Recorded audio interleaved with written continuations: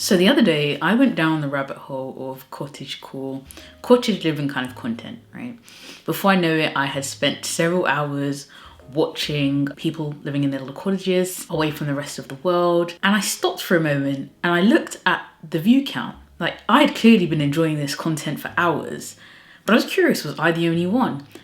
And to see hundreds of thousands of people who had also watched these videos and videos like this, and partly the geographer in me, partly the content creator, but mainly the consumer, I was so interested in why are we so interested in other people's lives, but more importantly, lives that differ so much from our own, like our current reality. And this is coming from somebody who binge plays Sims for most of their childhood, so is probably prone to what I'm calling escapism like content, right? Philippine. Okay, so maybe I still play from time to time. And so when I was looking at the comments section, the share numbers and the actual aesthetic of these videos, how they were portraying their lives and things like this, two words came to mind. The first was escapism, as this video would suggest, and inspiration. So I kind of want to unpack that in this video, but I also really want to get into how we can use our content and content history, content searches, and how I have used them to kind of refine my goals, understand what it is that I may be yearning for or missing in my life, if you'd like, in order to cultivate a life that is fulfilling whilst not being a replica of someone else's. So let's just get into it. So what is escapism content? Well, at first glance, it may seem like it's synonymous with alternative living or alternative lifestyle content, but I think it's more than that. Yes, it includes things like van life and even things like boat life, digital nomads, but I'm actually including luxe life and soft life in this because to a degree, all of these forms of content and the way we consume them are a form of escapism, in my opinion. And whilst you can argue that all forms of entertainment are escapism in some sense, I think there's something really interesting occurring in our consumption of these particular types of content, if you like, vlogs primarily, but the whole genre in general. I remember the first time I stumbled across the van life video and I was blown away. I was just like, wow, there are people living such different lives to the ones that, for the most part, we've been told about, right? And it kind of blew my mind. And even though I always knew that I wanted a life different to perhaps working a 9 to 5 until retirement, like I knew that from the first job I ever had when I was 16, I came home to my mum and was like, Mum, you should know that I'm gonna have to do something different. I was honest with her. And I worked from 16 up until now. I continue to work, but still. It was being able to see people live a life that I didn't know anyone else around me was living. And there was power in that. And I think it triggered something in me that remains to this day. Which brings me on to, so why is this content so engaging, so prolific, so impactful on our lives? So there's two things that I think are actually driving this. The first is our ability to observe these lives. And second is our perception that they can become our own reality in part or in full. So let's start with the first one, our ability to observe these lives and escape through the mediums that we consume, like TikTok, like YouTube, like Instagram Reels, whatever it is that you use to consume this escapism content. It's the first time in history that we can really see into people's lives in such a granular, even on the mundane level, like watching people get up, wash their face, take their dog for a walk, in the forest that it backs on from their cottage, or, watching people change their tires in van life because they got stuck somewhere. And you see what I mean? And so being able to view that opens up to us what life might look like if we were to pursue something like this. And with this level of information exchange, it can really set off a series of emotions within us, whether they be positive or negative, right? Like, a lot of people are feeling discontent with their lives, whether it be financially, socially, their physical environment they're unhappy with, their health, the food they're consuming, the free time they have, hobbies, whatever it is. People, to an extent, are feeling a level of discontent. And the moment you are able to engage with this content, it takes you away from your own content for a moment, right? Almost you can place yourself in the shoes of the person you're watching for that moment. And, as they go about their daily lives, you sit wherever you're sitting, perhaps in your 1-bedroom flat in, inner city London, which is costing you however much. And you're like, how am I supposed to live on this? But anyway, and we get to experience that in that moment. So there's several things going on. There's the escapism of that moment, but there's also the potential to make that our own reality, which is the second half. And where I think things get really interesting, because unlike TV, where things, or people are celebrities that you're watching, right? Like, they're not people that we know or that people we can even relate to. We're watching people who look like us, who went to the same universities as us, grew up in the same areas, have the same interests. And whilst I'm not pretending that the ability to up and move or to venture into one of these lifestyles or, you know, produce escapism content is the same for everyone, this is reality and the playing field is the playing field.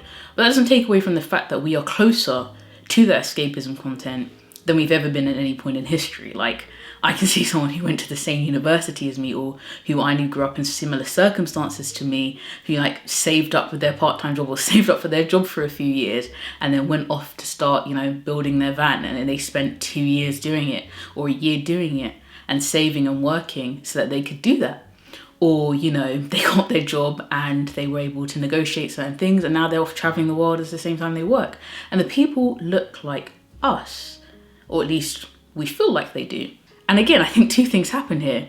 One, the content itself is more satiable, it's more enjoyable when I think you can relate to the individual. And secondly, it makes it more likely that we could live a reality like this too. There's even a deeper level of, I think, understanding relatability. Because like when you watch someone who perhaps, you know, is living in a tiny home now, and they may not have had riches before, but even still, they've decided to reject certain things in favor of living a simpler life where they have everything they need, and by reducing other things, can focus on the things they want to do more, right? Or even in terms of the luxe life, and what I still think is escapism content, if you are, say, a kid who was born into a working class family, or a family who perhaps had less, and where money was an obstacle, or it was something that you thought held you back as an individual and as a family, then when you see somebody who maybe came up similarly to you and is now, you know, enjoying the fruits of their labors and sharing that content with us, you know, in their hopes and dreams of becoming somebody who wasn't, you know, held back by finances and could help themselves and their family, a lot of people resonate with that. And so this is what I think makes it so interesting, this blend of content that is aesthetic, that is enjoyable, that is in the moment, allows us to escape, and at the same time provides almost a blueprint for those of us who want to go in the same direction. Okay, so then I guess it becomes, with all that being said, how does that then translate into becoming useful information for us as individuals? Because as much as I love analysing things for the sake of analysing things, I'm very much a person who's like, what can I extract out of this in terms of bettering my own life or helping others better theirs, or at least just sharing information that people may find interesting.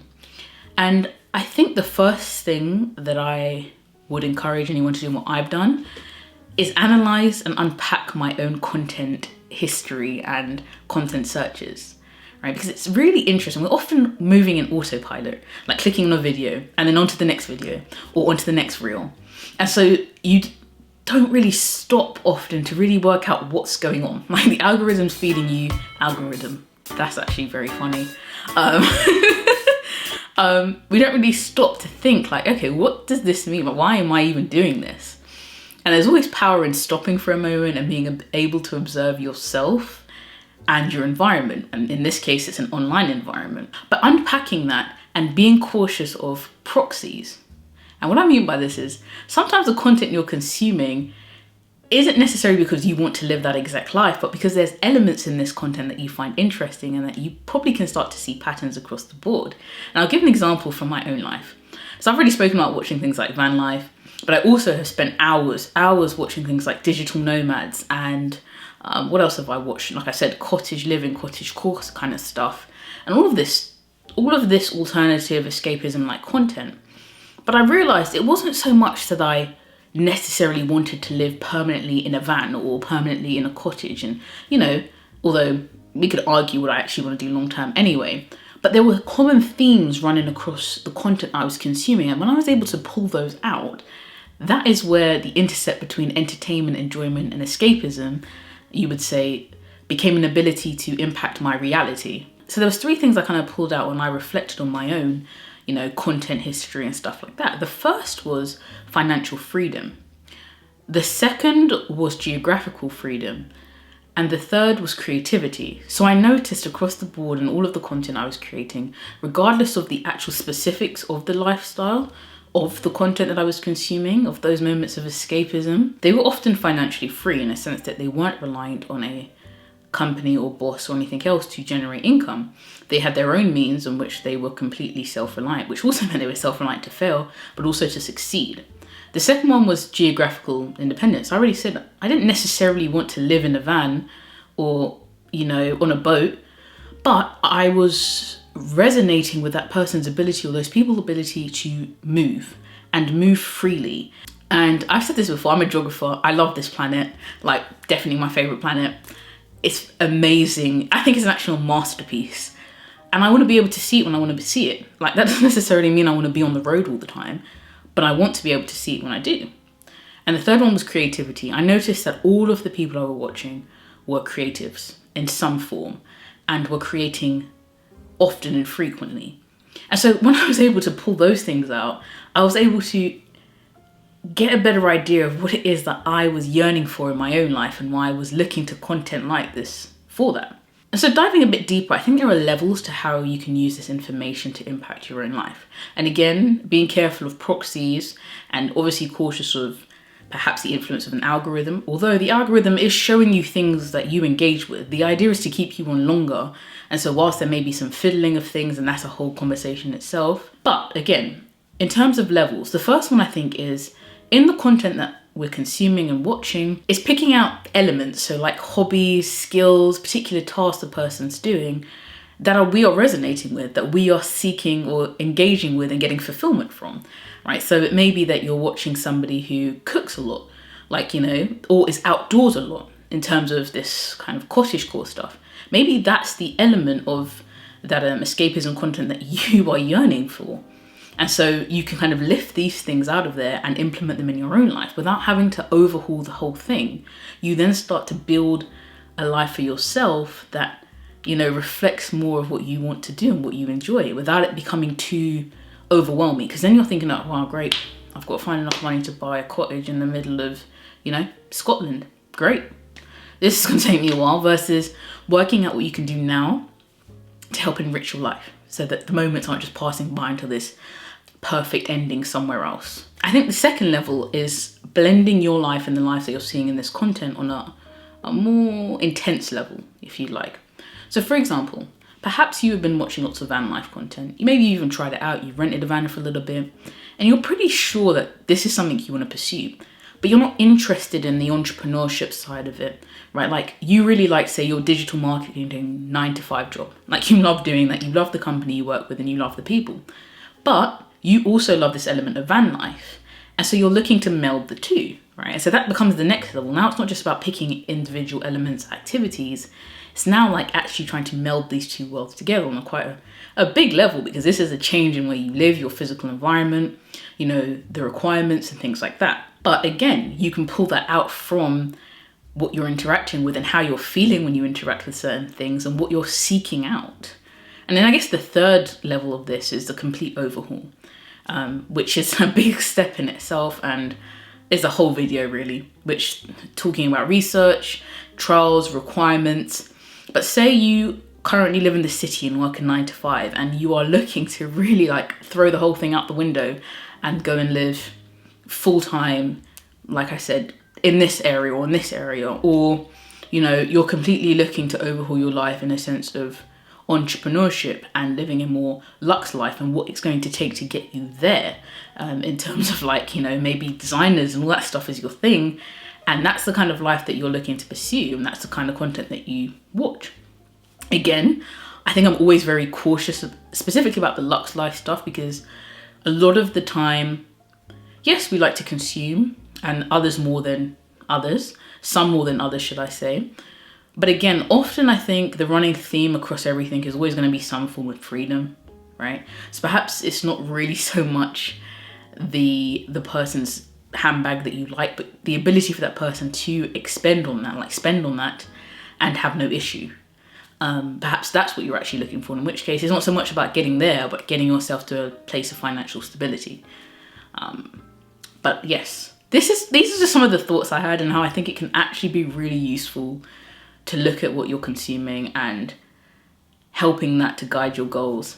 And sometimes you'll look at it and think, no, I'm actually just enjoying this. I just like watching this. Like, I just love this person's personality and they do fun things and they have a great editing style and I just enjoy it like I might enjoy a movie. But I don't think there's any harm in stopping to reflect on something that we spend so much time on. Like, we literally spend hours watching this stuff. So probably would be a good idea to reflect on why we're doing that. But that's it. I'd love to hear your thoughts on escapism content, alternative lifestyle content. Do you think it even is necessary to do something like this? Is there something that you want to pursue based on what you've been fed by the algorithm maybe, or what you've been actively searching, or what you've been exposed to? Let me know and I will see you in the next video.